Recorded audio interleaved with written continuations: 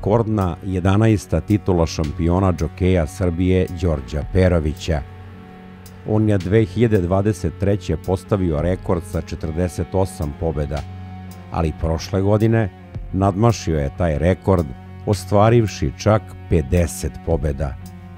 Jedno od najlepših Perovićevih jahačkih minijatura bilo je jahanje Pompeje Fiore Nebojše Isakovića.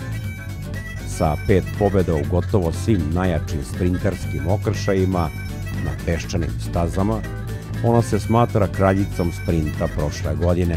Ono što smo mi gledali i što je trener pre svega gledao jeste da je to konj koji daje sve od sebe i možda smo se negdje i mi tražili sa njom na kraćim, dužim distancama, ali tu je prevagu donela procena naravno trenera da kaže da ona može svoj maksimum performansi da da na nekim stazama koje su kraće distance i tu je zaista bila odlična procena. Ona je pokazala da ima izuzetnu brzinu i da je sve te distance sa lakoćom savladavala. Svaka njena pobjeda je bila, onako možemo reći, bez neke preterane borbe. Dakle, to je distanca koja njoj odgovara i pronašli smo na tim distancama i tim bolje i za nju. Ono što je jako bitno reći, dobijala je šansu i na dugim distancama. Ja smatram da se i nije obrukala. Svaka njena pobjeda je zapravo dvostruko vredna za nas kao vlasnika, za Mikija kao trenera i za ljude koji se bave odgojem, koji su kod Mikija u treningu, zato što ona prvo ne treba da leči naše komplekse jer mi ih odavno nemamo.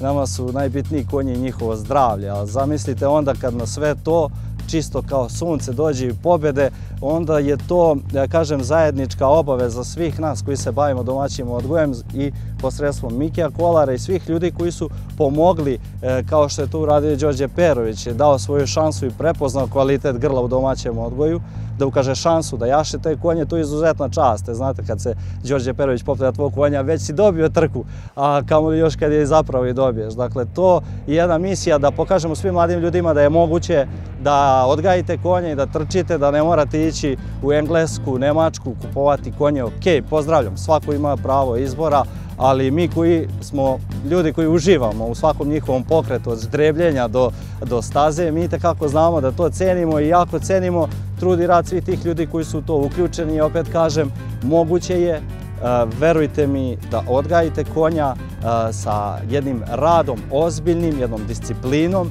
jednim odnosom prema konju koji je zaista human. Možete da dođete i do pobjede i ne treba to ni da vas košta puno, jednostavno dovoljno je da volite, da verujete ljudima i eto, dođu pobjede kao nagrada, mi ne sabiramo više pehare, naše pobjede se svede na to da kažemo ljudima da je moguće,